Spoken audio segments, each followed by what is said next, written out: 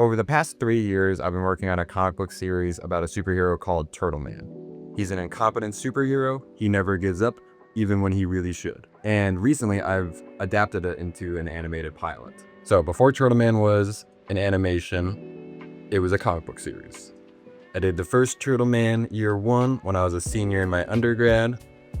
I got to do a comic book for my final project. And then I did 4 more issues for the sort of first series, or the first arc of Turtleman. And then last year I brought it back for Absolute Turtleman. I was especially proud of this one as a nice, I think, reintroduction to the characters. And then this is what I ended up using for the animated pilot. I basically used all the panels that I drew in this as the storyboards or the keyframes for the pilot. And I wanted to see if I could kind of bring life to these characters, in a new way with the animation.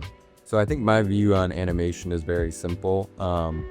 You make a drawing and then you make incremental changes to that drawing over a series of frames. And then when you play them all back, you can create the illusion of movement. I think this exercise with the bouncing ball on Post-it notes is a great example of what I'm talking about.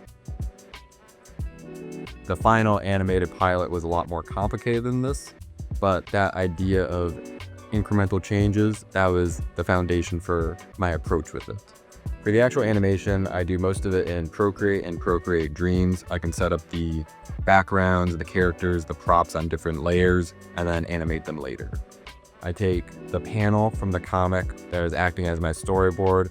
I redraw it in, the horizontal 1920 by 1080 aspect ratio, and then I build off of that frame. It's a lot of redrawing the same characters over and over again, but with those incremental changes. When certain aspects of the animation are done, that's when I'll bring it into Procreate Dreams, where you can add audio and do stuff like lip syncing for the characters. Another big part of the process was the voices. I was very lucky to have an incredibly talented cast for the first episode of Turtleman. Bro, do you know why they call me Snapper? They will be returning for future episodes. Their performances bring these characters to life. Who exercises regularly? After I snap you, I will find a high-value sidekick.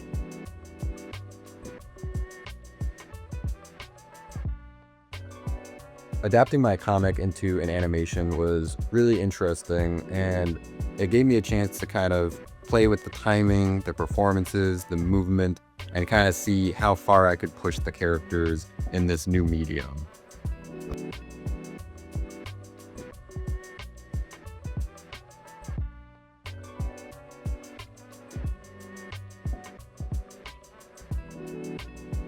When I released the pilot, I wasn't really sure what the response was going to be to it, but I was really excited that it got over 60,000 views in the first 10 days of it being posted, and tons of comments from people asking for more episodes.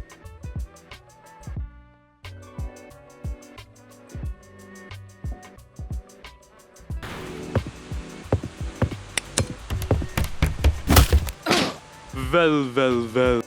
It also got selected for the Hangout Film Fest in New Haven, Connecticut on August 21st. I will be there for a Q&A after the screening.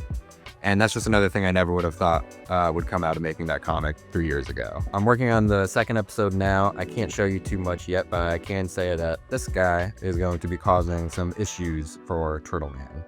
So that's a little bit about how I made Turtleman. Thank you for watching. If you're interested in this series, I will be posting updates about episode 2. So follow along for more Turtleman content.